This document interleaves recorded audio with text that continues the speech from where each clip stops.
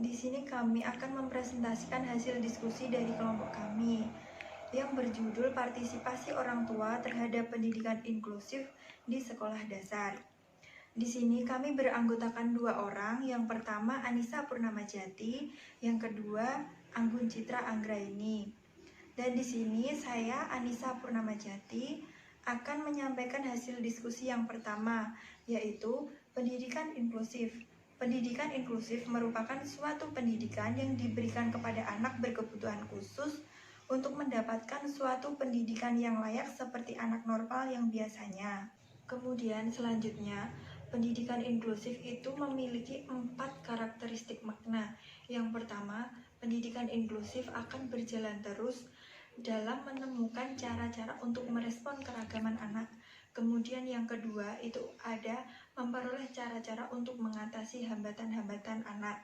Kemudian yang ketiga, membawa makna anak untuk mendapatkan kesempatan hadir di sekolah. Kemudian yang keempat itu diperuntukkan untuk anak yang layak untuk mendapatkan suatu pendidikan yang khusus.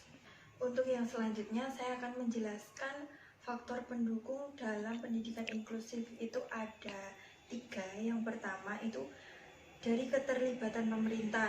Jadi yang dimaksudkan keterlibatan pemerintah itu di sini pemerintah ikut terjun langsung dalam pelayanan pendidikan inklusif. Kemudian yang kedua itu ada keterlibatan stakeholder. Kemudian yang ketiga itu adanya kepedulian kepada pihak sesama dalam usaha.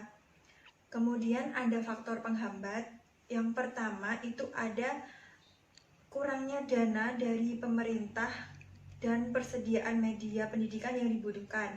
Kemudian yang kedua itu ada kurangnya aktivitas dari kalangan masyarakat yang ikut terjun langsung dalam dunia pendidikan inklusif. Kemudian yang ketiga ada terbatasnya sumber daya yang memiliki kemampuan untuk menyampaikan pelajaran-pelajaran. Kemudian yang keempat itu kurangnya sosialisasi dari masyarakat. Dan kemudian yang kelima itu ada terbatasnya media pendidikan. Sebelumnya, perkenalkan, nama saya Anggun Citra Anggraini. Di sini saya akan melanjutkan presentasi dari hasil diskusi kelompok yang sebelumnya sudah disampaikan oleh Anissa Purnamajati.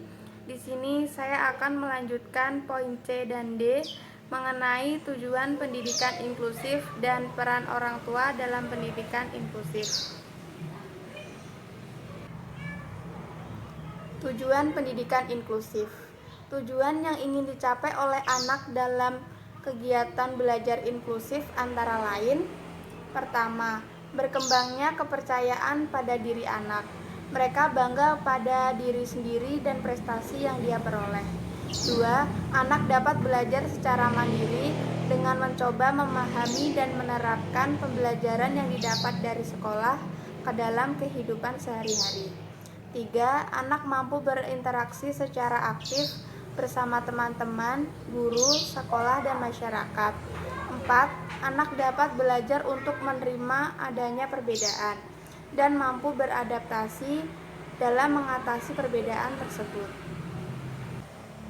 Selanjutnya, tujuan yang ingin dicapai oleh guru dalam pelaksanaan pendidikan inklusif antara lain: guru akan memperoleh kesempatan belajar dari cara mengajar dengan setting inklusif.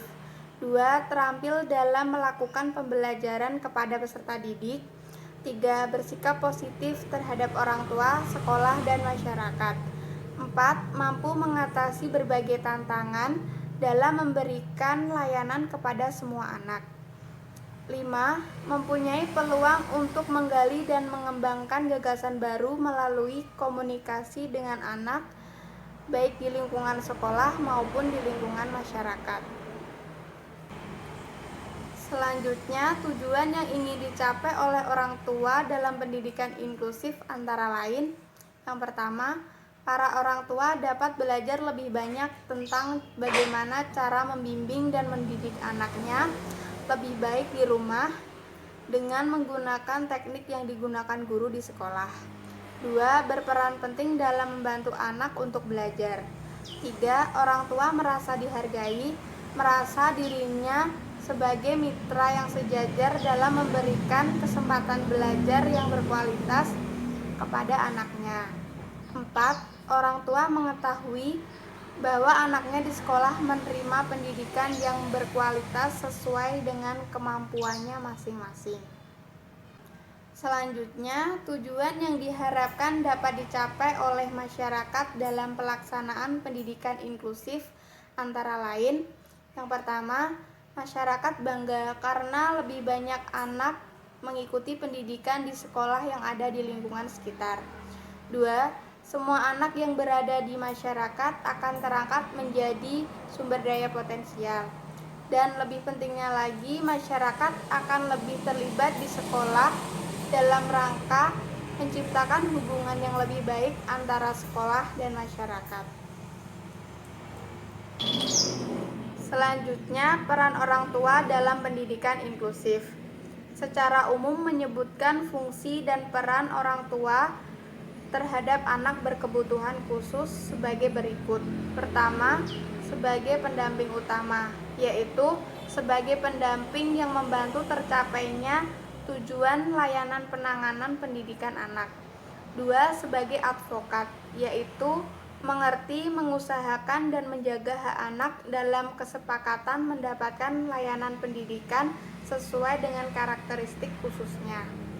3. Sebagai sumber, yaitu menjadi sumber data yang lengkap dan benar mengenai data diri anak dalam usaha intervensi perilaku anak. 4. Sebagai guru, yaitu berperan menjadi pendidik bagi anak dalam kehidupan sehari-hari di luar jam sekolah. Selanjutnya, sebagai diagnostisian, yaitu penentu karakteristik dan jenis kebutuhan khusus dan berkemampuan melakukan treatment di luar jam sekolah. Dengan demikian, berdasarkan peran orang tua terhadap anak berkebutuhan khusus, maka terlihat bahwa keikutsertaan orang tua dalam pendidikan anak memang menjadi faktor pendukung dan penentu dalam pendidikan inklusif di seluruh dunia. Oleh sebab itu, sudah banyak kebijakan yang memberi hak kepada orang tua untuk berbagi dengan para profesional dalam mengambil keputusan tentang pendidikan anak mereka yang memiliki kebutuhan khusus. Sekian penjelasan presentasi dari kelompok kami. Apabila ada kurangnya, kami mohon maaf. Wassalamualaikum warahmatullahi wabarakatuh.